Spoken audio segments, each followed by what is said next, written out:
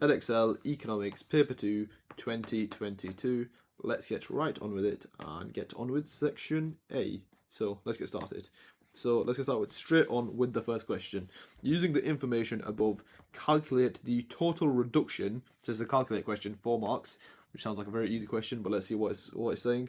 To calculate the total reduction in the UK's GDP from a fall in government spending of 20 million. Okay, and then the stimulus has given us the UK's MPC, so the marginal propensity to consume, is estimated to be 0.64. Now, a lot of you will be confused looking at this question, and this is a question that many students did not get anywhere near full marks on, and sometimes picked up the first 2 marks, but then the last 2 marks were very rare to see that a student picked up. So let's see how we would go about answering this. So firstly, it's given us the marginal propensity to consume. It's asking us to calculate the total reduction in the UK's GDP. What formula do we use the marginal propensity to consume in? That would, of course, be the multiplier formula, and that's what should remind you of. So even if this question is quite difficult, you need to try patch together what it's asking you, and one way to do that is, where do we use the MPC formula? Of course, we use MPC in the multiplier formula, and now for a few of you this will start making a lot more sense. And of course, the multiplier formula is 1 divided by 1 take away MPC, and now let's put that into the calculator, as we already do have our MPC number, which is 0.64, and that will give us, if you don't know what you can see, but that will give us 2.77, and I'm just going to write that out just to make sure. And like with these calculated questions, just make sure, always show you're working, as even if you don't get full marks, you will pick up a few marks. So 2.77, so probably just 2.78 I'm going to write it as. So now that is the value of the multiplier. But now, what can we do with this information? Since that is not going to get us the 4 marks, it's asking us to calculate the total reduction in the UK's GDP. Whenever in economics you're talking about the multiplier ratio, you're talking about how initial increase in maybe government spending is going to lead to further amplified effects in the economy, almost compound effects in the economy. Like a classic example is the UK Olympics, where the UK spent around 8.8 billion on the London Olympics, and it actually managed to increase real GDP by around 16.5 billion, which obviously shows a great and a massive multiplier. And this is essentially what this question is asking you, but instead of asking you about a positive multiplier effect, it's asking you about a negative multiplier effect. So all we need to do for this question is take that 2.7 recurring and times it by 20 million. Because why? That is going to tell us, because we've got the multiplier ratio here, and then we've got the fall in government spending of course 20 million. So what is that going to give us then? That is going to give us a total reduction in real GDP. And that gives me a number like this, which is lots of 5s, but I'm just going to round it up. Of course, this is in millions. If you do want to make it simpler, you can obviously just times it by 20. And that, if you times it by 20, that is what it's going to look like. And that is obviously a lot easier, is what I did originally. So that is going to give me 55.5 recurring. So I'm going to have 55.56. And of course, that is in millions. And that is, what does that now represent? That represents the total reduction in GDP. And of course, we always need to remember units. I've got the millions, but what have I not got here? It's talking about GDP, and GDP is of course in pounds, even though I'm a bit dodgy at drawing the pound symbol. But yeah, make sure you've got your units, so the millions and the pounds. Then I've labelled it total reduction in GDP, got all my working as well, so that should get me, and that will get me, the 4 out of 4 marks there. And if you didn't get this first time, do not worry. This is why we do past papers. Would you rather see this now and not get it now, or would you rather see it in your actual exam when it actually matters? Now that's the best thing. This question could repeat in your actual exam now, and since you've done it once, you'll know how to do it, meaning that, of course, that's exactly what we want. But yeah, so that is the first part of the first question of section A done. And now let's move on to part B in this first question. So which of the following is an injection into the circular flow of income? And there's a cool acronym to learn these injections and withdrawals. I've gone through it in a previous video, but injections are GICs, so government spending, and then withdrawals are SIT. Of course, you don't need this for this question, but just for a bit of revision, which are savings. So of course, it's not going to be imports, it is going to be investments, it's not going to be savings, and it's not going to be taxation, as these 3 are all withdrawals, thus meaning the answer is B, and that is how to get 5 out of 5 marks on the first question. And let's move on to the next question. So is with reference, let's go straight to the question. With reference to the chart, which of the following is true? And let's quickly analyse the chart. So annual percentage change in UK average house prices. We start from May 2018 to May 2021. And just a quick analysis of the graph, we see a spike here, and we see, of course, after pretty much between May and August 2020, there's a massive spike. Okay, let's assess A. So did average house prices fall in August 2020? Of course, that is not what the graph is showing. Moving on to B, average house prices fell in November 2018. Let's have a look at November 2018. So if you look from there, house prices are actually, when we get to November 2018, they are rising. So I would not, so that therefore that is not correct. And again, this is just exam technique. Like, I 100% understand students that will see this and see the decline and think that, okay, house prices have fallen in November 2018. But of course, anything after this point is no longer November 2018, of course, but it's just exam technique. So if Edexcel throws this in again, you know that now this is kind of how they assess it. So again, don't worry too much if you're getting these questions wrong. In practice, it's all about just that repetition of practice. And then May 2021, it rose the fastest. We do see a very steep rise in May 2021. I'm going to label that right, but there might be another slightly right answer. But yeah, let's see. In D, it stayed constant in 2018. The problem with that is that we only have data from May 2018, so we don't really know. And of course, it's not staying constant either, so therefore that is wrong. So therefore, yeah, the answer would be C. Okay, so moving on to the next question.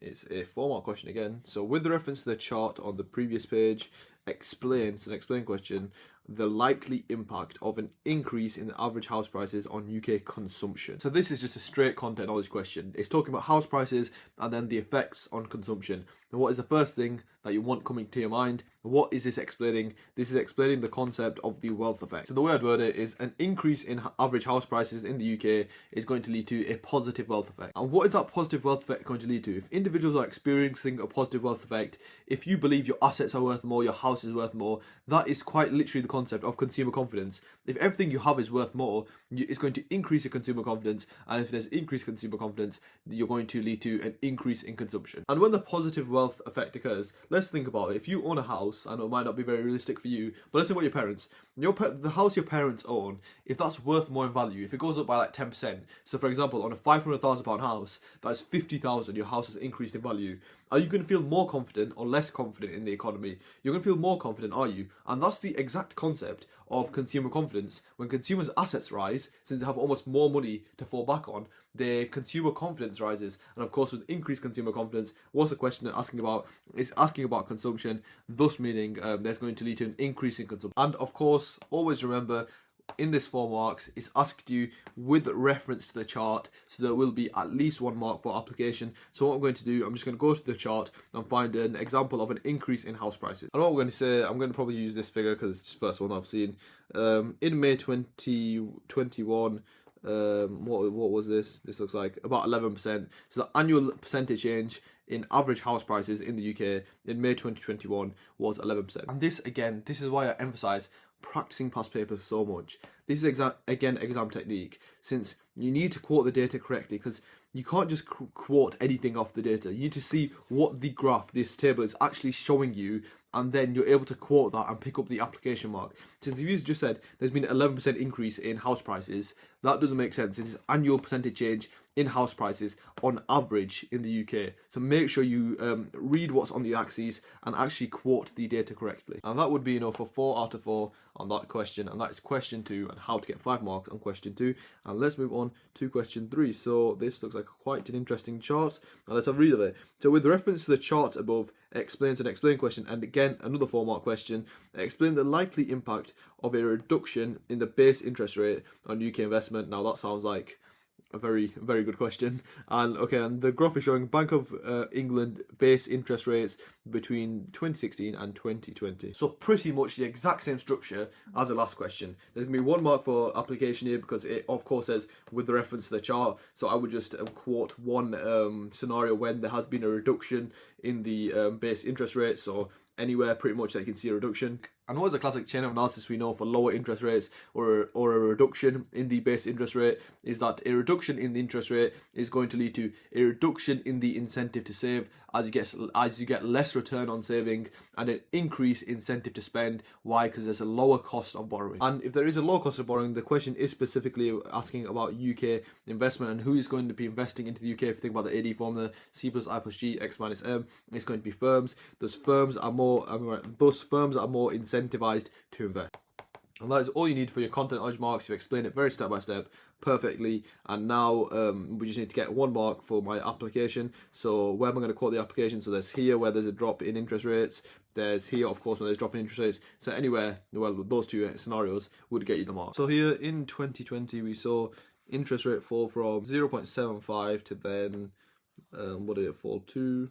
It fell to 0.1. So you can, and that's what you want to say. So in June 2020, interest rates fell from 0.75 to 0.1. That is all you need to get 4 out of 4 marks on this question. And now let's move on to the next question. So which of the following would be most likely to result from lower base interest rates? And these questions, always be really careful with these multiple choice questions.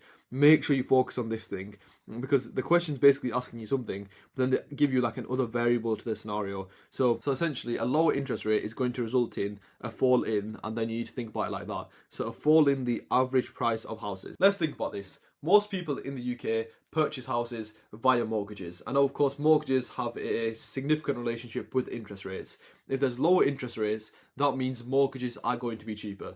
If mortgages are cheaper, it means more people can get a mortgage, which means more people can buy houses. If more people can buy houses, this, if we think about a simple supply and demand diagram, if more people can buy houses, this is going to lead to a shift out of the demand for houses. And if you look at this diagram now, if there's a shift out in demand of houses, prices increase from P1 to P2. So due to a lower interest rates and then its effect on mortgages, there's actually going to be an increase in the average price of houses and not a decrease. So that, therefore, A would be wrong. Let's think about B, a fall in the external value of the pound. So what is the relationship between the pound and interest rates? Of course, that would be the concept of hot money. So a fall in interest rates is going to lead to foreign investors taking money out of the UK and moving it to another country which has higher relative interest rates. Why? Since when there's a fall in interest rates, there's a reduced return on savings. Therefore, foreign investors who put their money, that use hot money, that put their money in countries with the highest relative interest rates, will move their money out of the UK as they're not getting as much return on their savings now. And let's see what happens to this on an exchange rate diagram. So exchange rate on the y-axis and quantity of pounds on the x-axis. Then we have a simple supply and demand diagram. And of course, if foreign investors are trying to get rid of the UK pounds on the forex markets, it means they're going to be selling off more of the UK pounds, which means the supply of UK pounds is going to increase from S to S plus 1. And now let's see how that affects interest rates, exchange rates. So exchange rates decrease from ER1 to now ER2. Thus, a fall in the interest rates is going to lead to a fall in the external value of the pound, which is what the statement says, which is true. But now, just for completion's sake, let's go through the rest of them. Now, this is actually a really good question for revision, and let's think about C now. So, the level of employment will decrease when there is a lower interest rate. But lower interest rates, what do we say? What is the main effect? It increases consumption. And what is consumption? We say consumption is around 60% of the AD formula. And of course, if you have an increase in consumption and consumption is 60% of AD, what is going to happen to AD? It's going to, of course, lead to a shift out of AD from AD to AD1, and then a shift out of AD. How is that going to affect real GDP? Real GDP is going to increase from YE to Y1. And what does an increase in real GDP mean? It means there's more goods and services being produced in the UK, and if there's more goods and services being produced, how do we produce these goods and services? Via factors of production, and one of the main factors of production that produces goods and services is labour. So there's more GDP. This will therefore lead to an increase in derived demand for labour, and of course, if there's more derived demand for labour, this leads to an increase in employment, and this says there's going to be a fall in the levels of employment, thus meaning that C is not correct. And this chain of analysis also explains D. So D says there's a fall in the rate of economic growth, whereas in reality we have seen that due to the increase in consumption, there's going to be an increase in real GDP, thus meaning D is not correct, which of course means our answer is B. And of course, in your exam, do not do all this for a 1 mark question, just get the answer and move on. But it's really good using these past paper questions for revision and just making sure your chain of analysis, your content knowledge is up to scratch. Okay, so that is 3 done, and that's hard to get 5 out of 5 marks on question 3. And now let's move on to question 4. So we've got a business cycle diagram here, and so at point Z on the diagram, which of the following is likely to occur? So trade cycle, business cycle, whatever you want to call it. So looking at the diagram, what is point Z actually representing?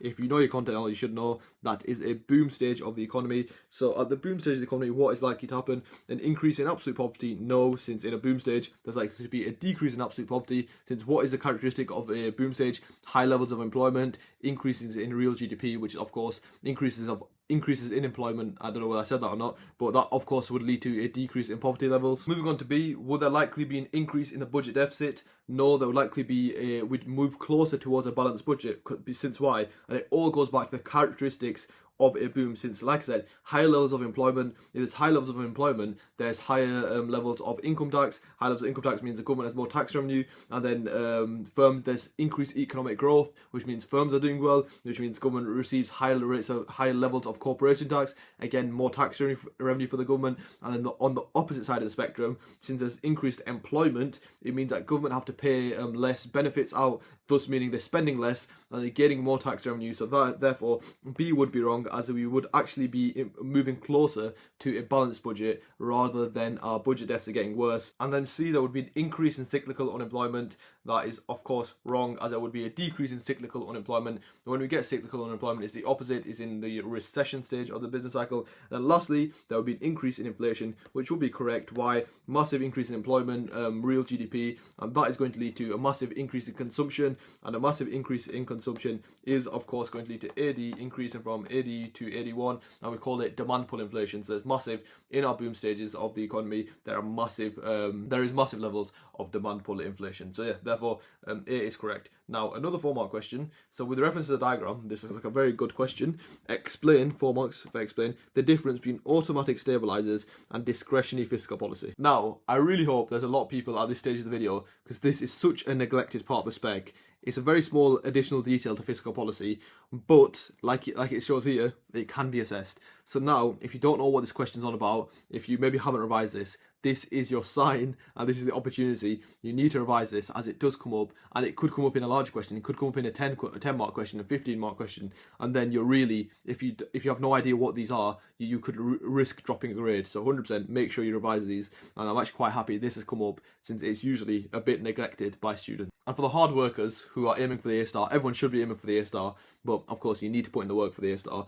Automatic stabilizers act as a great evaluation point whenever you're talking about any topics around fiscal policy. Let's start with discretionary fiscal policy, and the clues in the name. Discretionary fiscal policy is when the government use their discretion, is when they deliberately engage in a policy. So as we're talking about discretionary fiscal policy, is when the government deliberately make changes to the levels of taxation or the levels of government spending to influence the economy. Whereas automatic stabilizers is the complete opposite, where the government has no direct influence, they're not actively making a change, but there are changes to the levels of taxation or government spending. And the best way to remember this is 100% using the business cycle diagram. Let's think about automatic stabilizers first. So the role of automatic stabilizers is to cushion demand in the boom. Why are we trying to cushion demand in the boom? So at this stage of the business cycle, we're trying to cushion the demand. Why is that? Since if demand grows too large, what do we get? We get massive demand pull inflation, and that can lead to, eventually can lead to hyperinflation, and that's of course something we want to avoid.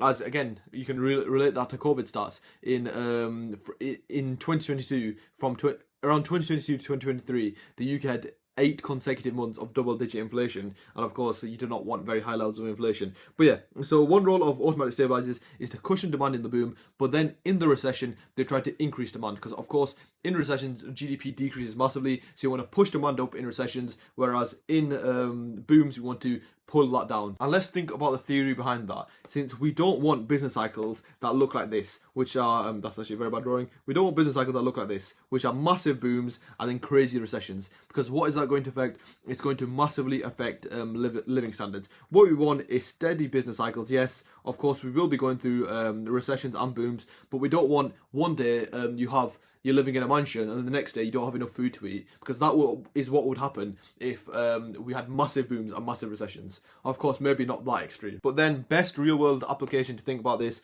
automatic stabilizers, where can we see them cushioning demand in the boom? Of course, our income tax rates. So our income tax is progressive, thus meaning the more you earn, the more tax you pay. So it means that as real GDP is increasing, there's an increased employment in the boom. It doesn't just mean people are basically gaining substantial sums of money. it means that, yes, they're going to be earning more money, but the actual increase won't be as large since they're going to be paying a lot more tax. That therefore means there's a lesser increase in consumption than there would be if there were no progressive income tax rates, meaning that helps cushion demand in the boom. And then the polar opposite, in recessions, of course, one main characteristic is very high unemployment. What do we have in recessions? We have benefits, we have things like job seekers allowance, universal credit. And why does that help increase demand in the recession? As it means that individuals will have still have some sort of income, so their consumption doesn't completely like die and disappear. So it means that it keeps GDP at a decent level, and it, like I said, it helps stop those fluctuations in the business cycle. So there, I've given you more than you need to know for the question, so I'm just going to write out what I would write here for the 4 marks of this question. But again, this is my section here, very good revision for content knowledge. And for 4 marks, this is how I would word this question. And remember, always you have a mark for application here. With this question, it's very easy to get the application since you're pretty much going to refer to the positive, negative,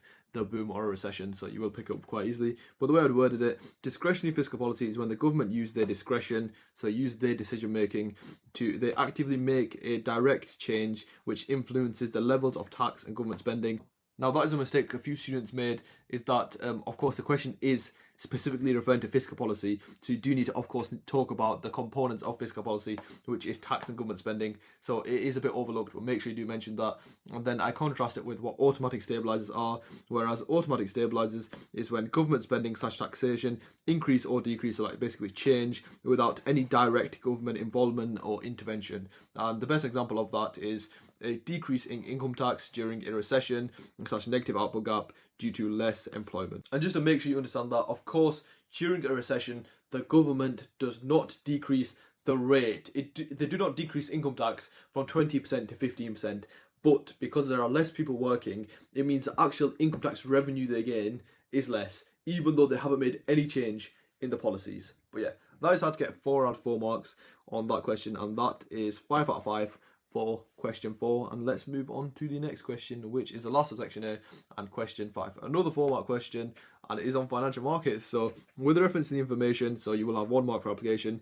Explain one role of the financial market. And again, a really good question on another neglected part of the spec. I must get this question about 100 times every single year, even more probably, in the hundreds, 100%, where students ask me, should I revise financial markets? Is it high yield? But especially, like I say, every student should be, if you're aiming for the A stars, financial markets work as a really good evaluation point, so 100% would learn it. And this is all about preparation. You should be putting enough time in that you have time to cover all the topics. Like, for example, financial markets, things like moral hazard, systemic risk, too big to fail the banks, they work as really good evaluation points in certain essays, so 100% would dedicate the time to learning the topic of financial markets. And just to emphasise, why I tell students, you need to pretty much know every single point in the spec, since you could be assessed on anything. The question is asking us, explain one role of financial markets, 4 marks. Let's see what the spec says. The spec says, what do you need to know? We need to know the role of financial markets. Then it tells us the 5 roles we need. So if you knew the spec, and if you knew the spec points, these would be easy marks. And let's go back to the question. And so what does the stimulus tell us? It tells us the UK government introduced a loan scheme to help small businesses survive the downturn in the economy. Okay, so of course May 2020 would have been COVID lockdown time. Small businesses could borrow up to 50,000 at a like 2.5% interest rate, which is a low interest rate, for up to 6 years from the bank. The government guaranteed 100% of these loans to help enable the banks to issue them quickly, and only minimal checks were made on borrowers. So now, the question is asking us, with reference to the information, explain one role of financial markets. So what role of financial markets does this look like? A, B, C, D, or E? And of course, B is quite relevant. So like I say, just to emphasise this, is that please do make sure, go through your spec, and you do need to, if you want to be confident, you want to get those A stars, you need to be confident and be able to recall pretty much every single point on the spec, since it could be tested on absolutely anything. So one role of financial markets is to lend to businesses and consumers. And why do we want to do that? For businesses, of course, we want them to allow them to increase investment, and for consumers, so they can spend more, so basically increase consumption.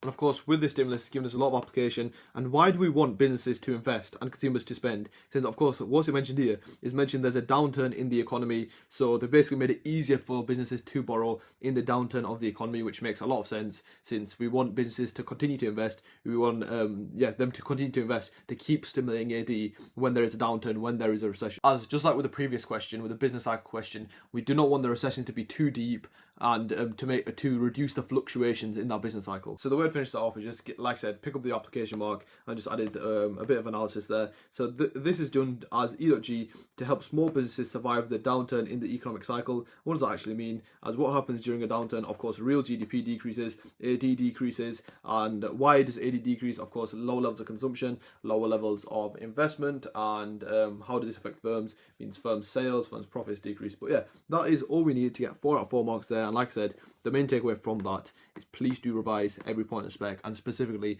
the ones you don't want to, they still can come up as equally as much as the ones that you like. So yeah, let's move on to the next question, which is a multiple choice question, and let's see what this is saying. So which of the following would be a risk if only minimum checks were made on borrowers in this loan scheme? So that is referring to the end of this extract. Let's start with A, which is asymmetric information. What is asymmetric information? It's when one party in a transaction knows more than another party in a transaction. And why would that be a risk if only minimal checks were made on borrowers? As for example, if I'm a business, if I'm a firm, and I'm borrowing £100,000, but I know that it's very unlikely that I'm able to pay that £100,000 back, that is a risk, isn't it? And since I know more in that transaction, there's asymmetric information. Me as a borrower knows I probably won't be able to pay that back, but the person who is giving that money, the bank, doesn't know that, because yet again they've done minimal checks. Thus meaning this therefore would be correct. But let's, for revision's sake, go through the rest. B is crowding out. That is where there's an increase in government spending, which increases interest rates, which leads to the private sector being crowded out. They can't invest as much, but that has basically nothing to do with this question, so it would therefore not be B. Moving on to C, market rigging. This is where firms fix prices. Of course, that is not relevant to the question again. And then D, speculation. Speculation, again, is it anything to do with the question? No. Therefore, the answer for 5B would be asymmetric information, and that is question 5 done, and that is section A for June 2022, paper 2,